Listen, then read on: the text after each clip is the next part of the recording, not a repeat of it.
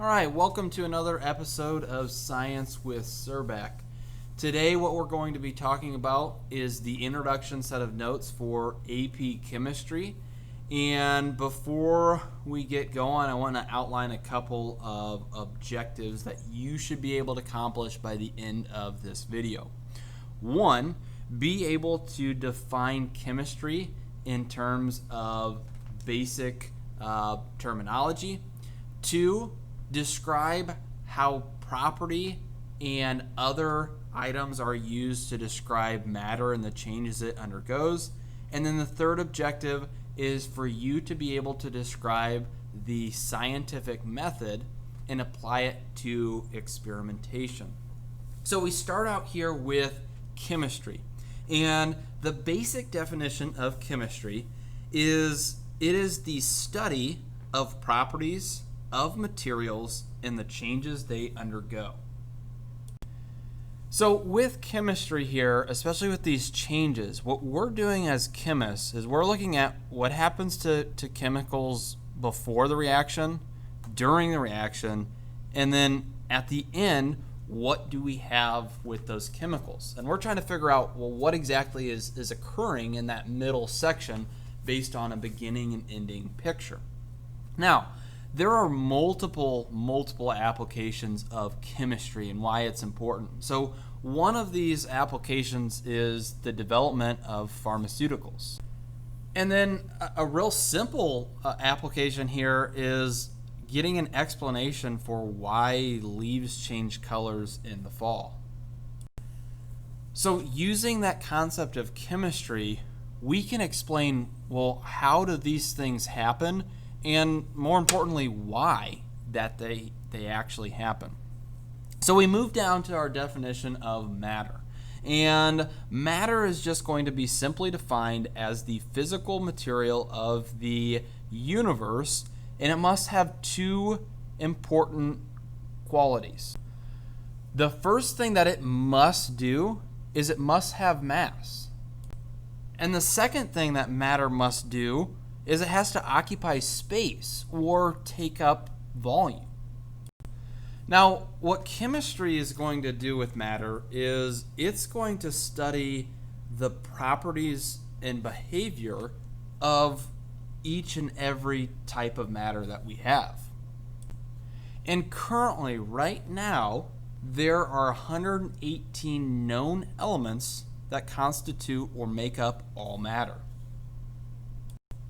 Now, property is what we are going to use to define any characteristic that allows us to recognize a particular type of matter and to distinguish it from other types of matter. So tying this whole page together here, chemistry is looking at matter and the changes that undergoes. We have to know a little bit about matter and how to describe it with those different types of properties. So what we move into is a real basic overview of those elements, those 118 elements that make up all matter, or the 118 elements that we currently know that make up all of those particular matter. So elements, simply put, are made up of unique atoms and are the building blocks of matter.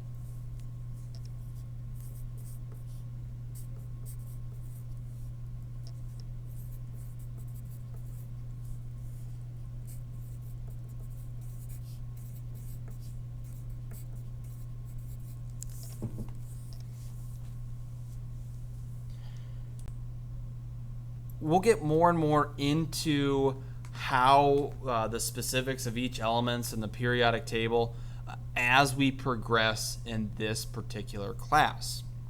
Now, the names of elements. Number one, they are derived from a wide variety of sources. And some of these sources include Latin or Greek mythology characters, or names of people or places. And so because of this is why often you see those odd either element symbols or the element names on the periodic table. Good example of this is iron. Iron's symbol is Fe. Again, it goes back to historic times of why it was called iron, and that's the name that it developed and it grew into as the periodic table was developed. So now we shift our gears into not just individual elements, but a combination of atoms held together in specific shapes, which is the definition of molecules. Now, there's two major properties of molecules that we need to be aware of. The first is the composition. What actual elements make up that particular molecule? The second thing is the structure. How are those atoms arranged in that molecule? So tying this whole page together, we said that elements are the building blocks of matter, and we can take those elements and we can combine them to form these molecules, and depending on how or what we have with our molecules will determine a lot about their properties. So the structure, how they are shaped, and the actual components or the atoms of that molecule will determine a lot about the properties of atoms. So let's go ahead here. Let's actually do an example for the properties of molecules. So we have here our example here, and it's the properties of ethanol and ethylene glycol. And so what I'm going to do first is I am just going to write out the formula for each of these molecules. So ethanol, I'm just going to write the formula below for ethanol, has a formula of C2H5OH. And remember, each of these element symbols that are listed represent an atom that composes the entire molecule. And these little numbers or these subscripts represents how many of those atoms we have. Now, ethylene glycol has the formula of C2H6O2.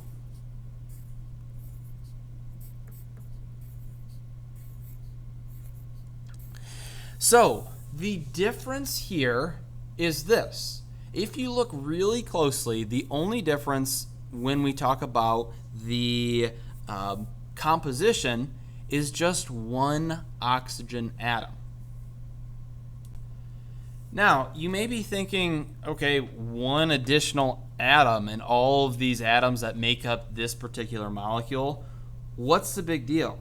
Well, the big deal is this. This is going to cause a significant structural difference between these molecules.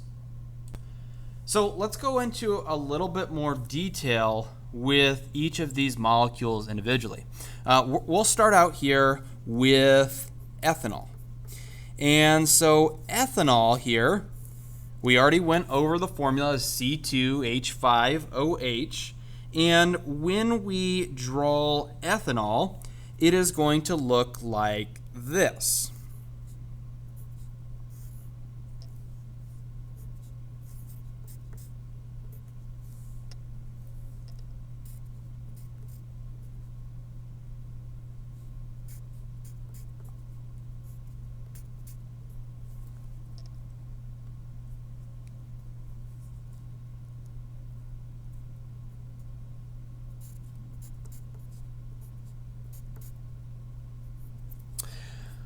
So this ethanol here is the same component that is the alcohol in adult beverages.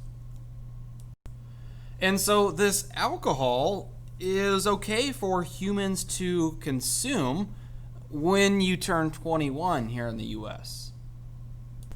Now, on the flip side here, if we look at ethylene glycol, we can do the same exact thing where we write out the structural component of this, and then we talk about it in detail here.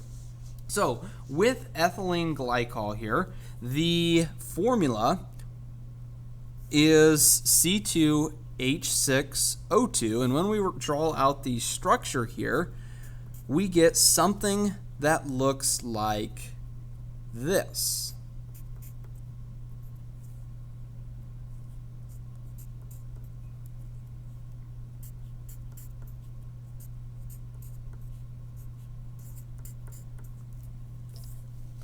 Now, this ethylene glycol is a viscous liquid used as automobile antifreeze.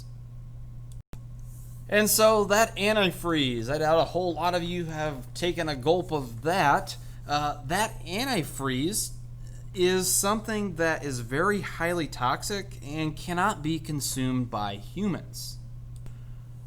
So the importance here is this. Yeah, there might not be much composition difference or difference in atoms, but how we place those atoms in a molecule make a major difference to determine what type of properties. Again, we add in one oxygen and we place it around these carbons, and all of a sudden we have a toxic compound compared to something with just one of those. We call that an alcohol group. That's something that we as humans can actually consume. So now what we get to do here, we have this basic setup of what we have talked about. We've talked about the elements, the compounds, and how their properties interact.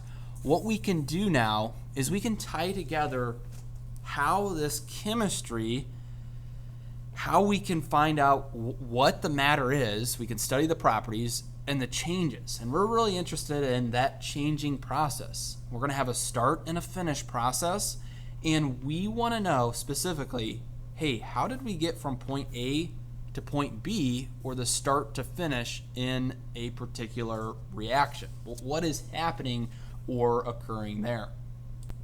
So the first thing to know about how we can think of chemistry and matter and the changes that occur with matter is this.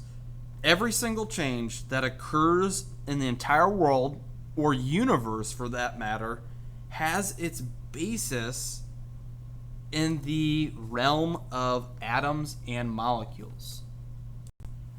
So now we need to be able to relate how we can tie together atoms and molecules, which are really, really small, to the entire universe, which is ginormous. So there are two realms of chemistry that we need to be aware of for this class. The first of these two realms is the macroscopic world. And the macroscopic world is the realm of ordinary sized objects. And so this means for us as humans, we can see it without any special viewing device. The other realm that we need to be aware of is the submicroscopic realm. And this is the realm of atoms and molecules. And this submicroscopic realm is extremely small, and we as humans can't directly see what is happening with atoms and molecules directly. So now with all of this business here, with our two realms that are our basis for chemistry, what we want to do as chemists is we want to tie those macroscopic observations that we can see and relate them to those submicroscopic realms of atoms. So we want to relate the macroscopic to the microscopic. So one thing that we need to know to be able to relate the macroscopic to the microscopic realms, how we can piece these things together, is that we first need to know that observations are made through the macroscopic world. The second thing that we need to be aware of is the visualizations of how atoms and molecules behave are made at the submicroscopic level. And so what chemistry is trying to do is it's seeking to understand the properties and behavior of matter by studying the properties and behavior of atoms. So what we're trying to do in chemistry is we're trying to take what we see, that observation made by human eyes, and we're trying to tie together concepts that we know to be true of atoms and molecules and piece that together for an explanation for a reason why we see or observe something in that natural world. So we get to the point here and we tie all that together here. And why is it important to study chemistry? So we shift gears a little bit here. We have a basis of chemistry. Now we shift to wanting to know, okay, yeah, I get that chemistry is taking what we see and piecing it together with the atoms and molecules, but why is that important to me? Well, there are significant areas that are impacted by chemistry. And so one of the major things that chemistry has an impact on is healthcare. We've already mentioned that there is a significant amount of chemistry in the development of those pharmaceuticals. It also has an impact on the food industry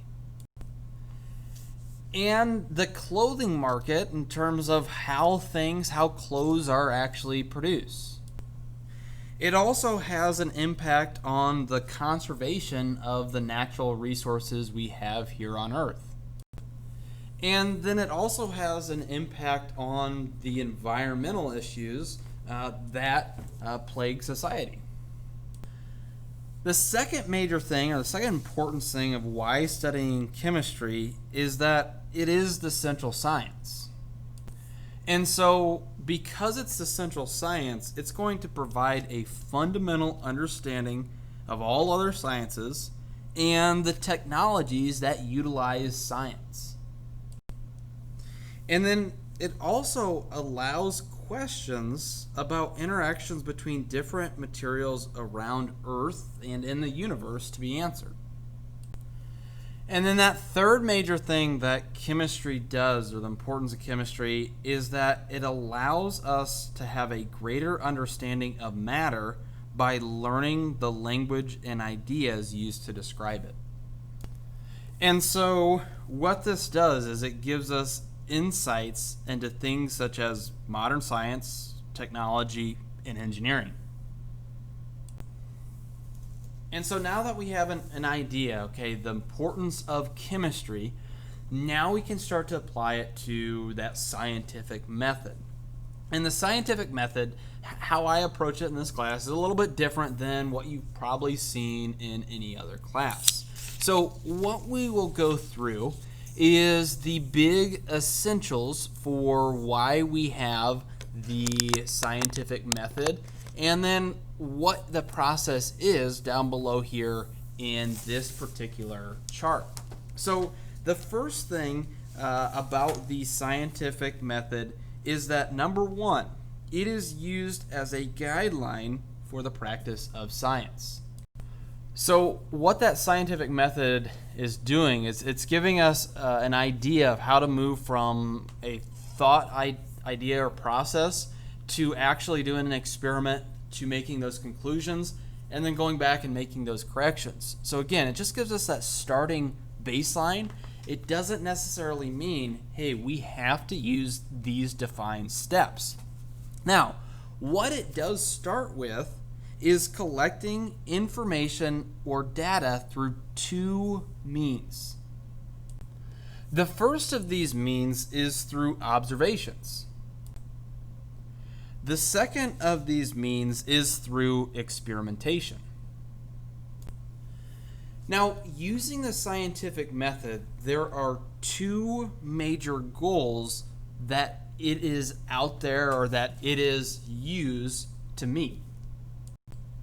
The first of these goals is to be able to find a pattern or sense of order in those observations that we take in. The second thing is to understand the origin of this order, or the starting place of why we have those order in the observations. So what I have here down below in this chart is the simple means for how we utilize the scientific method as scientists or as chemists. So the first thing here that we need to do is we need to collect information by observation and experiment. So once we've collected that information, what we do here is we're going to find repeatable patterns and trends. And so those repeatable patterns and trends could be going through and doing the experiment again to see if we get similar results, or it could be going out and finding research on some type of experiment or somebody's done something similar and looking at or comparing those results. So once we do that, once we have some more repetition, either through experimentation or research, what we do is we formulate and test hypotheses to explain those patterns and trends.